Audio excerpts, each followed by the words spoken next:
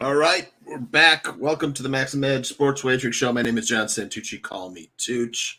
Anthony is with me. We got 5 college basketball games. First, we're going to get Anthony's thoughts on yesterday. Anthony, how are you today? What did you get the takeaway from yesterday? Ah,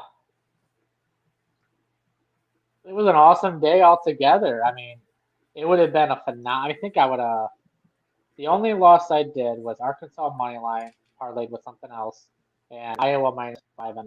That was the only two losses of the day. Went 9-2 overall, Yeah. and I couldn't be happier. I mean, it was an awesome, awesome day, and everything we spoke about on the show. If I'm correct, everything we were right about. We were right on point. Yeah. We told you to watch out for Duke. If you watched the We show told, yesterday. I mean, the show, I mean, we gave you the secret sauce and yesterday. Geez. Yeah. So hopefully we can give the secret sauce again today to our viewers. Just a great day for both of us. I know you went 9-3. I went Yep. 9-2. And if anyone sees our recaps, our plays are basically completely different. So it's not like we take the same plays and go. I mean, he had his plays, I had my plays, and we still had almost the same records. I mean, we're killing it. Yep. So I mean, I'm looking forward to today. I know you We are. had a Let's few of do the it. same plays. I think we had a few, but that's because we Well, talk yeah, I about mean that, stuff. but it's not like yeah. But Most most of of your plays, I mean, I wouldn't even have touched. And you had more over unders. I had more sides. I played a lot of overs and 1 or 2 unders yesterday, but I told you yesterday when we were talking offline, um, I thought the way to beat yesterday was to play totals instead of sides. We did pretty good on the sides that we Right, had. I mean, right. Davidson was a big winner for clients for me. Um, and then Yep. the overs all hit, and then 1 out of the 2 unders hit. So pretty darn good day. Uh, Actually, I had three unders, 2 out of 3 hit. So not bad. And I Today know a we got. lot of people were on Monmouth yesterday. I mean, a lot of people were on Monmouth. We were all over St. Peter's. I As love it. soon Yeah, as I gave Iona out St. lost, we Peter's were also. all over St. Peter's. Yeah. Yep. I mean, Monmouth the beginning of the year was a good team against the spread. Let's be honest. After that, I don't know whether teams figured them out. Right. Maybe they got some players who are playing hurt. I don't know. But St. Peter's has been solid. They struggled a little bit early in the season, and then now they've been pretty solid for the second half of the season. End up winning the conference tournament, right? Automatic punch their ticket to the big Yeah. dance. Today's Selection Sunday. So we'll be talking selections NCAA tournament tomorrow night with Chris Thurston from The Hustle, friend of the show, Chris Thurston at CT Bets. Today, Anthony and I are going to talk about the 5 games going on today. We got the Ivy League Championship. Man, Yale, Princeton. Princeton laying 3 points over under 143. I'm on the over in this game. These two teams usually score a lot at each other. So it's suspicious, Anthony. 143 points seems low. I know Yale's going to try to slow this game down. Princeton likes to play a little faster. What do you think about the side and total? Ivy League Championship. Princeton's been the best team in this conference by far the entire conference, the entire year. Yale has been second best. One thing about Yale is they struggle in closing games. They'll have a double-digit lead, 15-point lead, and they'll win by like 5 or 6. They give you a scare, no matter. Say you got -6, you're basically sweating it with 2 minutes left. With 5 minutes left, you're all like, oh yeah, you're counting your money. All right, let's get this game over with. 2 minutes left, you're like, oh, what the hell's going on? That's Yale in a nutshell. But these two teams both played each other. They both won one time versus each other, and they both won by exactly 6 points versus each other. But this is the championship. It's being played in a neutral site, even though it's closer to Yale. Princeton plays in New Jersey. It's it's not that big of a difference. There's really no home field advantage here, just because I mean, they're not far away. One's a couple more hours away from the other. I'm all over Princeton. I can't go with Yale. Princeton has been the team to in this entire conference, the entire year. They have been the cream of the crop. Yale, we've capitalized. Princeton, we've capitalized. I've been right into Princeton against the spread for God knows how long, and it's been cashing left and right. I agree with you on the over, but I think it's going to be a sweat job toward the end. I don't think it's going to be like cashing with like 5 minutes left. I think it's going to come down to free throws, but I think Princeton wins this by 6 to 8 points. Well, I hope so. I've got my ticket to Princeton winning this conference championship future. Would like to cash. Let's talk about the Atlantic 10 conference championship and a hot team coming in. And Davidson Wildcats laying 3.5. I saw this number at 3 earlier this morning. I got it at -4. So I thought it was going the other way, top down, but when my analysis was done from 3.5, it was up to 4. So I figured I'd jump on it. Then I saw it at 3. Now it's back to 3.5, over under of 137. I think the total's a little low. Both these teams can score. Again, I like the over. Truth be told, I like the over in all the games today, but I think that if you played the over in these 5 games, I think you'd at least come out on top, 3-2, 4-1, maybe 5-0. That's the way I'm leaning today. Your thoughts, Davidson, Richmond. Richmond's got the senior team, a little bit. Davidson, hot shooters. I think this line is just too. I mean, this line is just way too low. Davidson is playing the best basketball of the entire season right now. The last 2 weeks, they're playing lights out. Their defense is lights out. Their offense is lights out. They're hitting their free throws, and they dominate in all statistics over Richmond. Richmond has no place to even be in this game. No reason to be in this game. Field goal percentage, by far Davidson. Free throw percentage, by far Davidson. 3-point percentage, big time by far Davidson. I mean, it just lights out just in statistics, Davidson. And Davidson, if you put their stats in the last 2 weeks compared to Richmond's last 2 weeks, it's night and day. Richmond has been pulling shit out of their ass in the last 2 weeks. To win this tournament, they beat VCU. VCU right out of the gate just did not have a good day. Did not. They were not ready for this game. So Richmond won this game wire to wire. Never even a sweat. Then yesterday, I still don't know how they beat Dayton. Dayton win that whole game pretty much. And then somehow they beat Dayton. Dayton, not the best free throw shooter, but they overcame it. They beat Dayton's defense. Young Dayton just collapsed. I think that's the rookie Dayton that everybody's talking about all year. They're young, how they can hold up. I think that's what happened to Dayton at the end. But Davidson, they destroyed Fordham, which we all predicted. They won by 18. Then they played a very, very good defense in St. Louis. And a lot of people had St. Louis +3. And they destroyed them. They put 84 points on that St. Louis defense, which to me is remarkable. Remarkable. Because that's a very, very underrated defense. And they won them. They beat them by 15.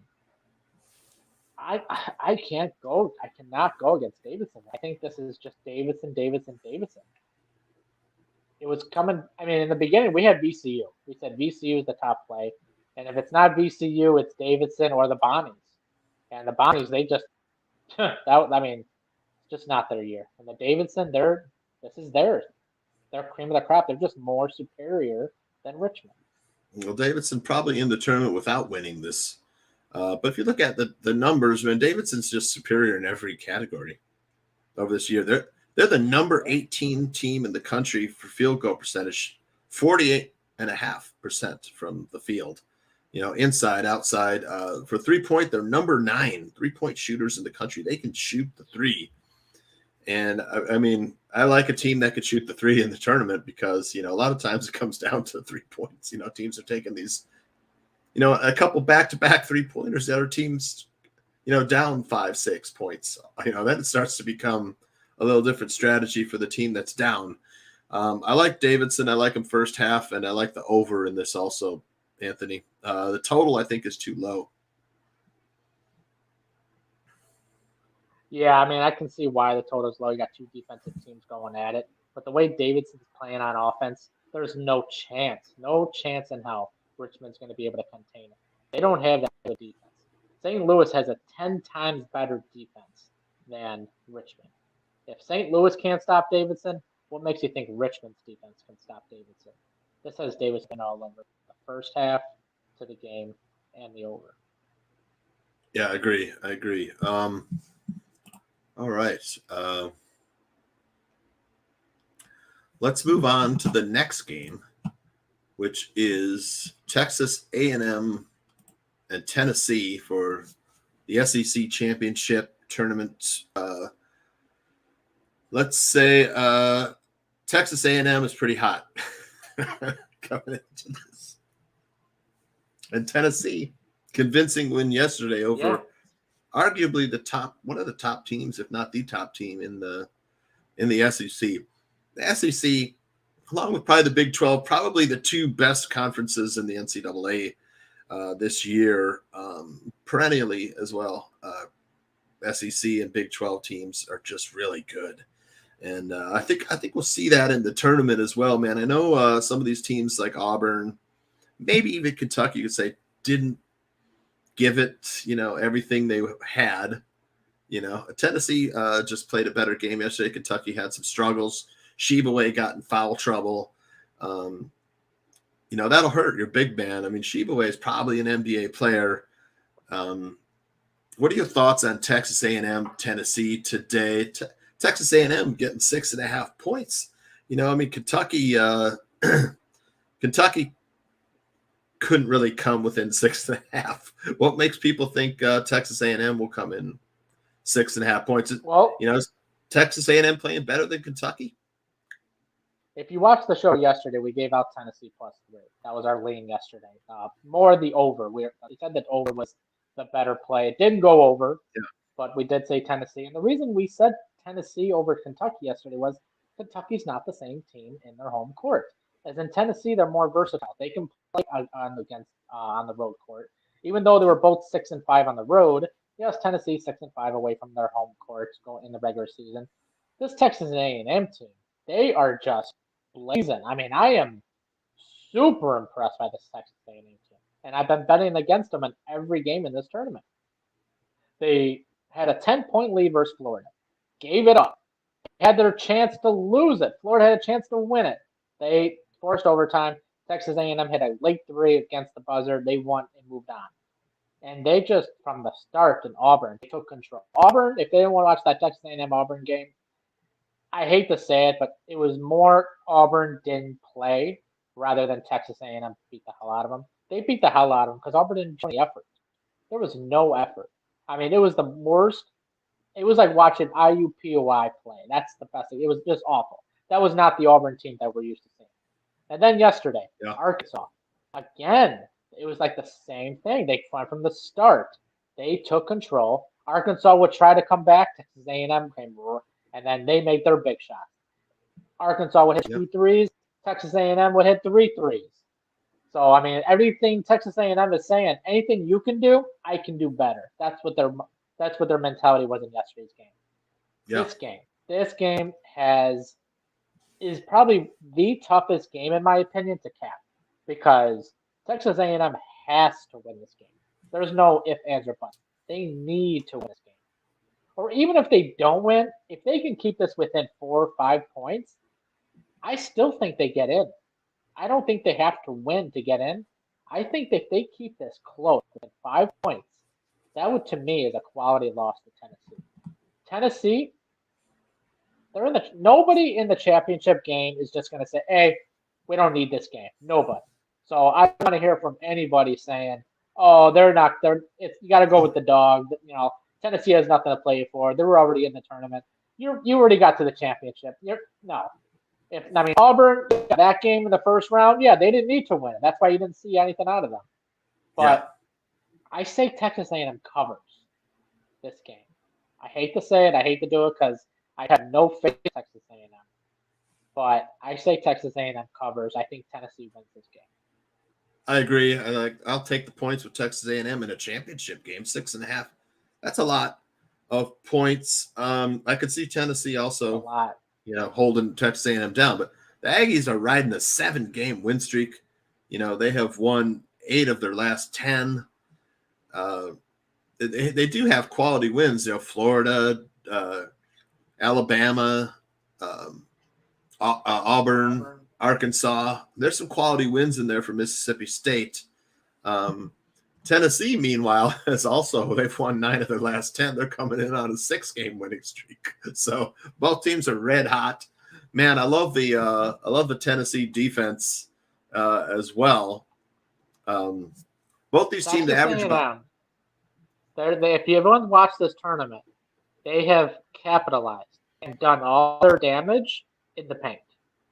They have, that's their bread and butter. If you could stop Texas A&M in the paint, you're forcing them to shoot more threes, which they're also hitting their threes. Yesterday, they were light out in threes. Yeah. But they're doing the damage in the paint. And that's where Tennessee has to stop them. Not normally a good 3-point shooting team, about 33% on the season, while Tennessee's around 35%, a little better shoot at 3 points. And Texas A&M, not the best free throw shooting team either, but they've been doing it in this tournament. Tennessee, better free throw shooting team, better rebounding. I like Tennessee to win the game, too. There's something about that court. There's something about that court that gives Texas A&M more comfort. Every team has their court that they don't like, and then the court they love. Like in NBA, everyone loves playing in Madison Square Garden just because of Madison Square Garden. They love playing. Mm-hmm. I don't know what it is about this court in particular, but it favors Texas A&M. And it might sound stupid because then everyone says, "Oh, the courts don't really make that big of a difference in a neutral court." I beg to differ. So, I think I'm not betting it. I'm on the over more than the side. I got it at 130, but I like Texas A&M to cover, but I do like Tennessee to win the game. Yeah, this game played right in your backyard, Tampa, Florida, at Amalie Arena. So not that big of a home field advantage for either team. Whereas you look at some of these other games with the Ivy League championship being played in closer to Yale, and then the Big Ten championships in Indianapolis, a lot longer travel for Iowa than Purdue. Purdue fans are going to be all over that.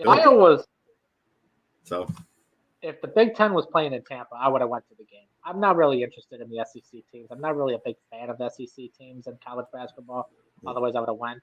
But because I have a futures ticket on Iowa, I would have been there in a heartbeat. Right. All right, so lean is Tennessee to win. Texas A&M plus the points, man. I could also see Tennessee, covering. The line's pretty sharp in these tournaments, especially a championship. You want 6.5 points in your pocket. You never know. It could come down to 1 or 2 possession game at the end, and then you've got the points. So leaning the points, and we both like the over in this game. The over's been steamed up a little bit. Was 130.5. Now it's 131.5. So if you're looking for the over, get in on it now. Memphis versus Houston. This is the American Athletic Conference Championship. Memphis beat Houston twice in the regular season, man. Houston, this line would be a lot different if Sasser didn't get injured. But Houston been playing pretty good. Arguably that last game they played against Memphis, Houston didn't need. They'd already locked up the conference. What are your thoughts? This game's in Fort Worth. So, a little closer to Houston than Memphis. Right in the home state of Texas. I imagine there might be a Houston contingent. This is a huge advantage for Houston. Yeah. My initial lean is toward Houston. Right. I think they don't want to get beaten 3 times by Memphis. Do they need this game to get into the tournament? No. Houston's probably, a 3 seed at best, at least, 4 seed at worst, 3 or 4 seed at worst, they might be. I think that's about right. Would you put Houston around a 2 or 3 or 4 seed? Yeah, no, Houston is definitely a top team. Like you said about the Sasser injury, that is a huge blow to them. In the conference or in the big dance, I got to see what the brackets are. Really, it depends who they match up against. But Right. in this particular game, they were in Memphis, and we even said Memphis is probably going to win this game. They didn't need to win that game, Houston. It was Yeah. one of those games where it was just whatever. So they didn't really have to show that full effort. We And they were also both on wanted to save Memphis. some of, yeah, they wanted to save some of their stuff in case they did play Memphis in the championship game. Yeah. So, just like I said earlier, neither one of these teams are saying, "Oh, we don't need this game." Who's not going to go to the championship game and not try? And this Yeah. is going to be the game that Memphis probably says, "Oh, we got them last time, not so fast." This is the home game for Houston in layman's terms. 3.5 points on one of the top teams in the country. I'm Yeah. all over Houston here. I mean, maybe not the first half because they started off slow, but I'm all over Houston for the game. I mean, 3.5. So, yeah, I like the over here definitely too Houston. as well. Man, 133 points. That's low to me for these two teams. Both these teams can score, man. They're both going to play defense. Yeah. Both have really good defenses. I mean, Memphis defense not as good as that Houston defense. Houston's top 10 defense in the NCAA. So I mean, I like Houston They got minus. some shooters. Yeah, I like Houston minus. I mean, Yeah. they're both putting up 76 points a game. I mean, the edge here to me goes to Houston. You're in Texas. I like Houston minus the points. I'll probably lay a bet on this one. Memphis has had a good season. I wonder if they're in. Probably have done enough to sneak in, into the tournament today. Selection Sunday. What are your thoughts? You Well, like beating that? Houston, that's a quality win, Yep. whether Houston tried or not too much. I mean, really, just look at the score. You can tell Houston really didn't give their full effort in that game. You throw that out the window. Yep. Yeah, I mean, you can't go against Houston's game. You just can't. Yeah. I mean, they put up 86 points on Tulane yesterday. So I mean, they can score. They put up 84 points on Temple. 81. They put 80s up twice on Tulane. Actually, they've won 8 of their last 10 coming in on coming into this game. Memphis is on a 6-game winning streak, and they have won 9 of their last 10. So they turned their season around early part of the season. You'd say, what the hell's wrong with Memphis? And Penny Hardaway and the kids there have gotten it turned around. I think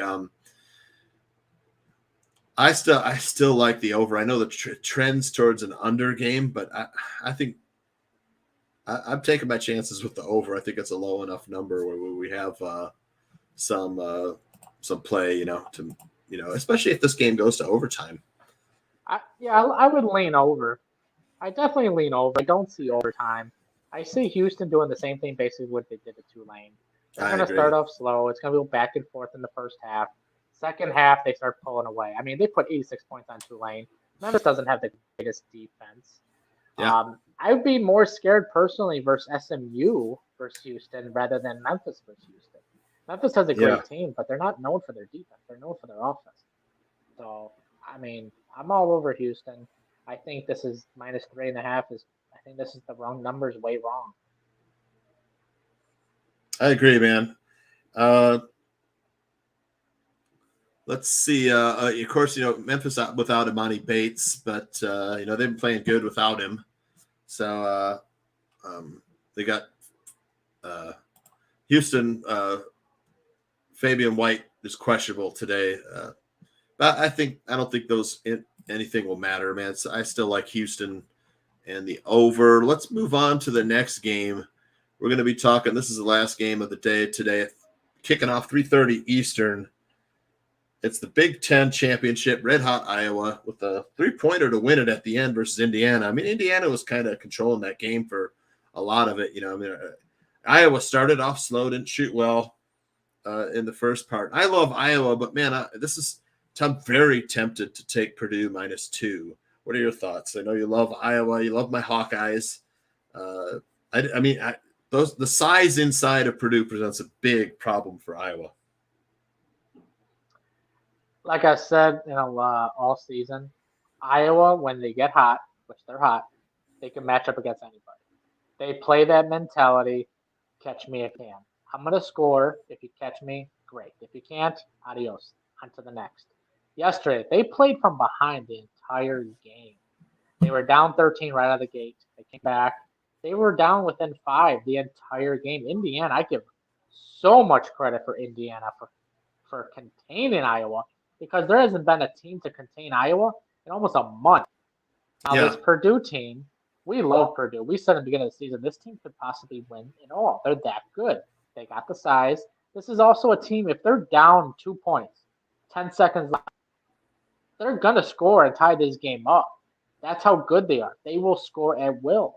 They got those big guys. They got that one guy in the middle. What's his name? I can't think of top. Zach Edey. Yeah, Zach Edey. That dude is an animal. His future NBA player right there. But the thing about Iowa, they don't have to go to the rim and score. And if they do go to the rim, they're going to draw the fouls. Iowa is so good.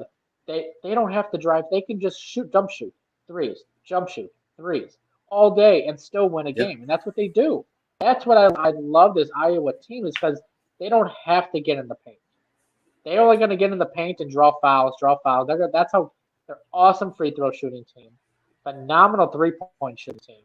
And it's not just one player that's good on this team. They have a team of players. They don't get in foul trouble. They don't commit turnovers. I mean, this team has it all. They just got to put it together, and that's what they've been doing in the past month. Now, Iowa doesn't have to win this to get in the big dance. Purdue doesn't have to win this to get in the big dance. Home field advantage is Purdue by far. It's playing in Indianapolis. As I'm kind of disappointed in Purdue because in reality, they should have blown out Michigan State. They were up 13 at one point, and they let Michigan State come all the way back.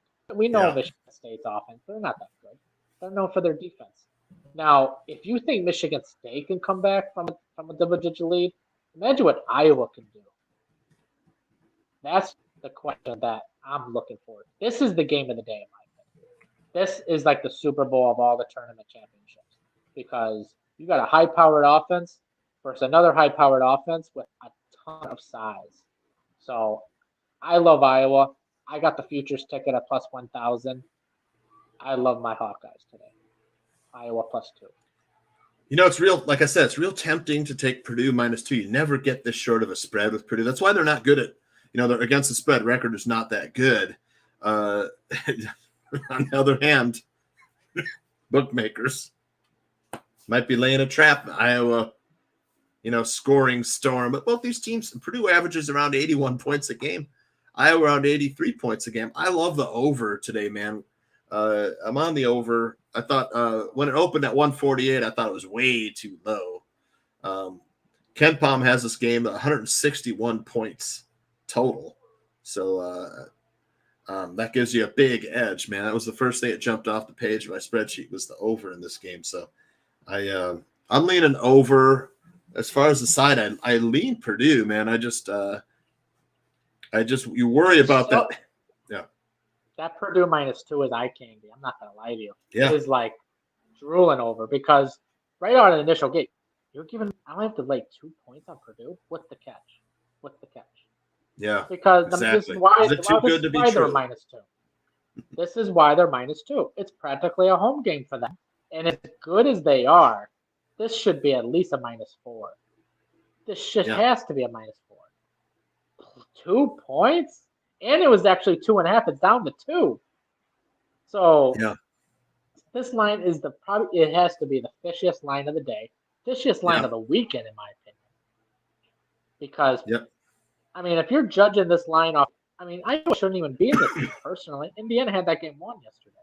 There's no reason why Iowa should be in this game. Indiana should be playing Purdue, and the line would probably be -6 Purdue. Yep. So it is fishy. It's in Indianapolis. Purdue only getting 2 points. Yeah. So they haven't been -2 all season. Yeah, exactly.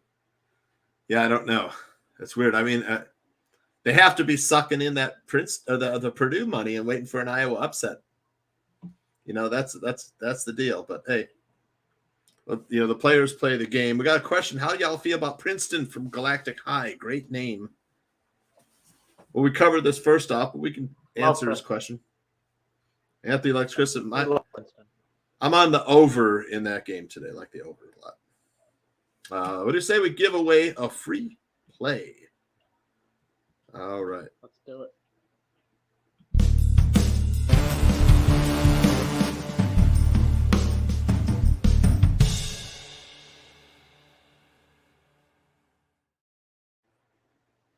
All right. Free plays, man. We're like 7-0.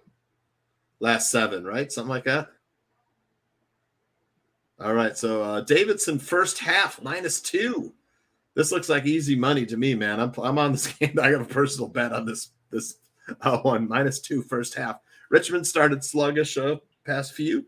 Davidson's been red hot. They're like the first half is like 6-0. The last 6 for Davidson against the spread. I'm going to ride the hot hand here. I like David. 8-0. 8-0 the last 8 games for the first half. Man, I like this play a lot, man. I hope it's, if Davidson starts off hot here and we get that thing. I still want to go back to that fishy Iowa line, man. +2 only. You're not going to get a ton of Iowa money with a line that low. You're getting Purdue on -2. So we'll see what happens. I could see Iowa. Public is all over. And I'm not hedging. Yeah, I'm not hedging on my ticket. Right. I got $50 on +1,000 1,000 to 1, plus 1,000. I'm not hedging. I let it ride. Yep. 10 to 1. 1,000. Yep. 10 to 1. All right, Anthony. We'll be back tomorrow night with Chris Thurston talking NCAA tournament. We'll be watching Selection Sunday. We'll get some talk in about that too. Tomorrow night, 5:30 Central, 6:30 Eastern. Join us here tomorrow, and we will see you tomorrow. Thanks again for listening. And I'm the team captain. He's the preview, and I'm the main attraction. Unstoppable, unconquerable, untoppable.